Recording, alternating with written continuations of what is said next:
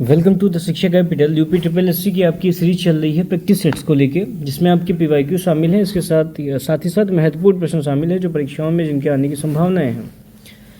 तो इस सीरीज में जो आपका क्रम है वो लगातार चल रहा है। इस सीरीज का जो पहला प्रश्न है कि सामान्य वर्षा में अचानक वृद्धि हो जाती है और कई दिनों तक लगातार जारी रहती है, इसे मानसून का क्या कहा जाता है? ऑप्शन है आपका, पहला है अंत, दूसरा है विश्राम, तीसरा है प्रस्फोट यानी कि फटना, और ऑप्शन आपका जो डी है वो है परीक्षण। तो सामान्य वर्षा में जो अचानक वृद्धि होती है और कई दिनों तक लगातार वो कंटिन्यू रहती है, इसे मानसून का क्या कहा जाता है, ये पूछा गया है। यहाँ पे आपका सही उत्तर सी होगा, यानी कि प्रस्फोट, जिसे कहते हैं हिंदी में फटना।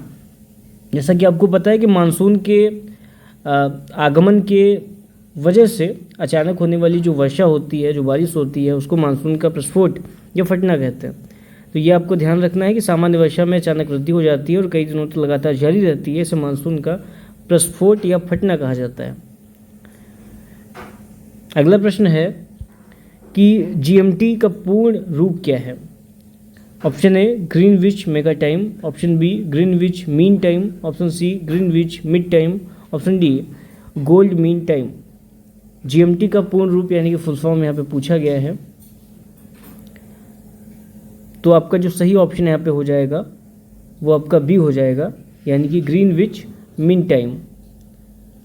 ये आपका सही होगा। ग्रीनविच मीन टाइम की गणना 0 डिग्री देशांतर के आधार पर की जाती है, जैसा कि आपको पता है। और जीएमटी को लंदन के ग्रीनविच में रॉयल वेधशाला से देखा जाता है। इस क्रम में जो आपका अगला प्रश्न है वो कह रहा है कि प्रति 1000 लोगों पर जीवित जन्मों की वार्षिक संख्या को किस नाम से जाना जाता है? ऑप्शन ए है इनमें से कोई नहीं, ऑप्शन बी है सामान्य प्रजनन दर, ऑप्शन सी है कुल प्रजनन दर, ऑप्शन डी है क्रूड यानी कि अशोधित जन्म दर। तो यहाँ पे जो ठीक उत्तर आपका होगा वो ऑप्शन नंबर आपका डी होगा, यानी कि क्रूड यानी कि अशोधित जन्म दर, यानी कि प्रति 1000 लोगों पर जीवित जन्मों की वार्षिक संख्या को क्रूड या अशोधित जन्म दर के नाम से जाना जाता है। ये आपको ध्यान रखना है। अशोधित जन्म दर जिसको हम सीबीआर कहते हैं। चलिए, इस क्रम में अगला प्रश्न कह रहा है कि 1969 में कितनी प्रमुख निजी बैंकों का राष्ट्रीयकरण किया गया था? राष्ट्रीयकरण यानी कि नेशनलाइजेशन। ऑप्शन ए है इनमें से कोई नहीं, ऑप्शन बी है 12, ऑप्शन सी है 6 और ऑप्शन डी है आपका 14। 1969 में कितनी प्रमुख निजी बैंकों का राष्ट्रीयकरण किया गया था, ये पूछा गया। ऑप्शन नंबर आप पे आपका डी सही हो जाएगा, यानी कि 14 बैंकों का राष्ट्रीयकरण आपको पता है। 1969 में गवर्नमेंट के द्वारा 14 निजी बैंकों का राष्ट्रीयकरण किया गया था। और इसका उद्देश्य क्या था राष्ट्रीयकरण करने का? इसका जो उद्देश्य था वो बैंकिंग का जो क्षेत्र है उसको तत्कालीन गवर्नमेंट के समाजवादी दृष्टिकोण के साथ समायोजित करना था। ये आपको ध्यान रखना है। यहाँ पे खास बात यह है कि कुछ जो प्रमुख बैंक हैं, जैसे कि एसबीआई है, भारतीय स्टेट बैंक, इसका जो नेशनलाइजेशन हुआ वो वर्ष 1955 में हुआ, क्योंकि आपका अलग से वहाँ से प्रश्न बन सकता है, क्योंकि आपका सिलेबस का हिस्सा है। तो एसबीआई का नेशनलाइजेशन यानी कि राष्ट्रीयकरण 1955 में हुआ, ये आपको ध्यान रखना है। यहाँ पे आपका ऑप्शन नंबर डी सही है, 14 बैंकों का राष्ट्रीयकरण किया गया था। अगला प्रश्न कह रहा है कि 1991 के आर्थिक सुधारों के बाद डैश उद्योग विशेष रूप से सार्वजनिक क्षेत्र के लिए आरक्षित थे। इनमें से कोई नहीं, पहला ऑप्शन है, ऑप्शन बी है परमाणु ऊर्जा उत्पादन, ऑप्शन सी है मेट्रो परिवहन, ऑप्शन डी है संचार। वर्ष 1991 के आर्थिक सुधारों के बाद डैश उद्योग विशेष रूप से सार्वजनिक क्षेत्र के लिए आरक्षित थे। कौन से क्षेत्र आरक्षित थे, ये पूछा गया है। तो परमाणु ऊर्जा उत्पादन उद्योग, यानी कि आपका ऑप्शन नंबर यहाँ पे बी ठीक होगा, परमाणु ऊर्जा उत्पादन।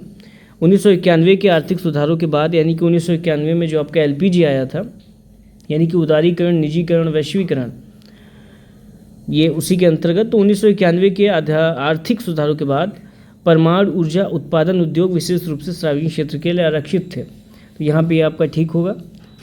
एलपीजी इसको आप जानते हैं लिबरलाइजेशन, प्राइवेटाइजेशन, ग्लोबलाइजेशन, यानी कि उदारीकरण, निजीकरण और वैश्वीकरण।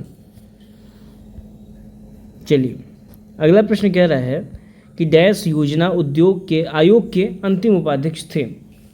पहला ऑप्शन है श्री मोन्टेक सिंह आहलूवालिया, ऑप्शन बी है श्री आरपी सिन्हा, सी है ऑप्शन आपका जो है वो श्री श्यामल घोष, ऑप्शन डी है श्री विनय कोहली। यहाँ पे आपका ठीक उत्तर ऑप्शन ए हो जाएगा, यानी कि श्री मोंटेक सिंह आहलूवालिया योजना आयोग के अंतिम उपाध्यक्ष थे। तो आपका प्रश्न यहाँ से बनेगा कि योजना आयोग के अंतिम उपाध्यक्ष कौन थे, तो वो मोंटेक सिंह आहलूवालिया थे। आहलूवालिया आपको ध्यान रखना है, इससे आप ध्यान याद करने में सहूलियत होगी।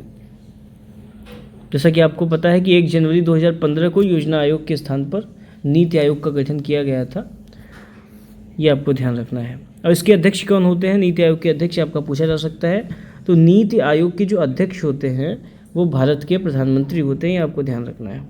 चलिए अगला प्रश्न कह रहा है कि निम्नलिखित में से कौन सा क्षेत्र भारत का सबसे बड़ा नियोक्ता है। ए प्राथमिक क्षेत्र, बी चतुर्थक क्षेत्र, सी तृतीय क्षेत्र, ऑप्शन डी द्वितीय क्षेत्र। सही उत्तर आपका यहाँ पे हो जाएगा ए, यानी कि प्राथमिक क्षेत्र भारत का सबसे बड़ा नियोक्ता है। ध्यान देने की बात यहाँ पे यह है कि प्राथमिक क्षेत्र भारतीय आबादी के सबसे बड़े हिस्से को रोजगार जो है देता है। और प्राथमिक क्षेत्र के अंतर्गत कौन कौन सी चीज़ें आती हैं, जैसे कि कृषि है, खनन है, मत्स्य पालन है, डेयरी है, ये चीज़ें शामिल होती हैं, ये आपको ध्यान देना है। और अर्थव्यवस्था में, यानी कि कह सकते हैं कि अर्थव्यवस्था के प्राथमिक क्षेत्र में सीधे प्राकृतिक संसाधनों का जो उपयोग है वो होता है, ये किया जाता है। तो यहाँ पे जो सही उत्तर होगा, सबसे बड़ा नियोक्ता कौन हुआ, तो प्राथमिक क्षेत्र हुआ, जाहिर सी बात है। चलिए अगला प्रश्न कह रहा है कि निम्नलिखित में से किस राज्य को हरित क्रांति के लिए भारत में आरंभ स्थल के रूप में चुना गया था। ए पंजाब, बी बिहार, सी आंध्र प्रदेश, डी तमिलनाडु। किस राज्य को हरित क्रांति के लिए भारत में आरंभ स्थल के रूप में चुना गया था, यह प्रश्न आपको पूछा गया। सही उत्तर ए, यानी कि पंजाब। पंजाब जो राज्य है उसको भारत में हरित क्रांति के आरंभ स्थल के रूप में चुना गया था। और ये यहाँ पे ध्यान देने की बात यह है कि विश्व में हरित क्रांति की शुरुआत 1960 के दशक में नॉर्मन बोरलॉग द्वारा की गई थी, क्योंकि वहाँ से प्रश्न आपका बनता है। और भारत में हरित क्रांति की शुरुआत का जो वर्ष है 1967-68 माना जाता है। तो ये चीज़ें आपको ध्यान रखनी है। हरित क्रांति के लिए भारत में आरंभ स्थल के तौर पे पंजाब राज्य को चुना गया था। अगला प्रश्न कह रहा है कि निम्नलिखित में से कौन सा अनुच्छेद अल्पसंख्यका के हितों के संरक्षण के लिए है, यानी कि कौन सा अनुच्छेद अल्पसंख्यकों के हितों का संरक्षण इसके लिए है। या कह सकते हैं कि अल्पसंख्यक वर्गों के हितों का संरक्षण जो है वो इसके अंतर्गत आता है। तो कौन सा अनुच्छेद है, पहला ऑप्शन है अनुच्छेद 30, ऑप्शन बी है अनुच्छेद 26, ऑप्शन सी है अनुच्छेद 27, ऑप्शन डी है अनुच्छेद 29। सही उत्तर यहाँ पे आपका डी होगा, यानी कि अनुच्छेद 29 के अंतर्गत ये चीज़ आती है, ये आपको ध्यान रखना है। ऑप्शन नंबर डी यहाँ पे करेक्ट है। अगला प्रश्न कह रहा है कि 42वें संशोधन के माध्यम से संविधान में कौन सा नया डीपीएसपी यानी कि राज्य नीति के निर्देशक सिद्धांत जोड़ा गया। 42वें संशोधन के माध्यम से संविधान में कौन सा नया डीपीएसपी जोड़ा गया। ऑप्शन ए है मादक पेय और ड्रग की खपत को प्रतिबंधित करना, ऑप्शन बी है समान न्याय और निःशुल्क विधिक सहायता, ऑप्शन सी है राष्ट्रों के बीच अंतर्राष्ट्रीय शांति और सुरक्षा को बढ़ावा देना, ऑप्शन डी है आय, स्थिति, सुविधाओं और अवसरों में असमानताओं को कम करने की राज्य की आवश्यकता। तो कौन सा नया डीपीएसपी जोड़ा गया, ये पूछा गया है भारतीय संविधान में 42वें संशोधन के माध्यम से। सही उत्तर यहाँ पे आपका बी होगा, यानी कि समान न्याय और निःशुल्क विधिक सहायता। ये आपको पता है 42वें संविधान संशोधन अधिनियम 1976 के द्वारा संविधान के भाग 4 में 3 नए राज्य के नीति निर्देशक सिद्धांत यानी कि डीपीएसपी को शामिल किया गया, जिसमें से ये एक है समान न्याय और निःशुल्क विधिक सहायता। इसके साथ जो 2 अन्य थे वो उद्योगों के प्रबंधन में श्रमिकों की भागीदारी, इसके साथ ही साथ पर्यावरण की सुरक्षा एवं सुधार तथा वन एवं वन्य जीवों की सुरक्षा। इसमें जो आपका सही ऑप्शन होगा इस क्वेश्चन में वो आपका बी होगा, ये आपको ध्यान रखना है। अगला प्रश्न कह रहा है कि निम्नलिखित में से कौन से मौलिक कर्तव्य हैं। ऑप्शन पहला है ये सभी, ऑप्शन बी है सार्वजनिक संपत्ति की सुरक्षा करना, ऑप्शन सी है वैज्ञानिक दृष्टिकोण और मानववाद विकसित करना, ऑप्शन डी कह रहा है भारत की संप्रभुता, अखंडता और एकता की रक्षा करना। कौन से मौलिक कर्तव्य हैं ये पूछा गया है। सही उत्तर यहाँ पे ए है, यानी कि ये सभी यहाँ पे सही होगा ऑप्शन, यानी सार्वजनिक संपत्ति की सुरक्षा करना हो, वैज्ञानिक दृष्टिकोण और मानववाद विकसित करने की बात हो, या भारत की संप्रभुता, अखंडता और एकता की रक्षा करने की बात हो, ये सारे ही मौलिक कर्तव्य हैं। ये सब आपको ध्यान रखना है। अगला प्रश्न कह रहा है कि सभी अम्लों में समान तत्व हैं। ए इनमें से कोई नहीं, बी हाइड्रोजन, सी कार्बन और डी सल्फर सभी अम्लों में समान तत्व हैं। यहाँ पे सही उत्तर आपका हो जाएगा बी, यानी कि हाइड्रोजन। आपको पता है सभी अम्लों में हाइड्रोजन समान तत्व से मतलब है उभयनिष्ठ, कह सकते हैं कॉमन एलिमेंट तत्व, जैसे HCl है, H2SO4 है, HNO3 है, ये सब चीज़ें। आगे बढ़ते हैं। प्रश्न कह रहा है कि नॉन स्टिक खाना पकाने के बर्तन डैश से लेपित होते हैं, यानी कि जो नॉन स्टिक बर्तन आते हैं खाना पकाने के, वो किस चीज़ से लेपन उसका होता है। ए इनमें से कोई नहीं, बी टेफ्लॉन, सी PVC और डी काले रंग से। यहाँ पे सही उत्तर आपका होगा बी, यानी कि टेफ्लॉन। खाना पकाने के नॉन स्टिक जो बर्तन होते हैं वो टेफ्लॉन से लिपे होते हैं। और टेफ्लॉन आपको पता है एक कह सकते हैं कि कृत्रिम रसायन होता है, जिसे हम शॉर्ट फॉर्म में PTFE कहते हैं, यानी कि पॉली टेट्राफ्लोरोएथिलीन कहते हैं।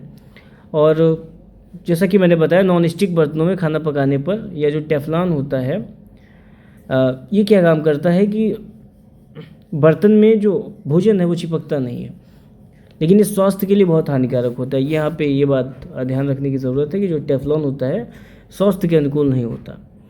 तो यहाँ पे सही उत्तर बी होगा। अगला प्रश्न कह रहा है कि अनुच्छेद 245 के अनुसार डैश संसद का कार्य है।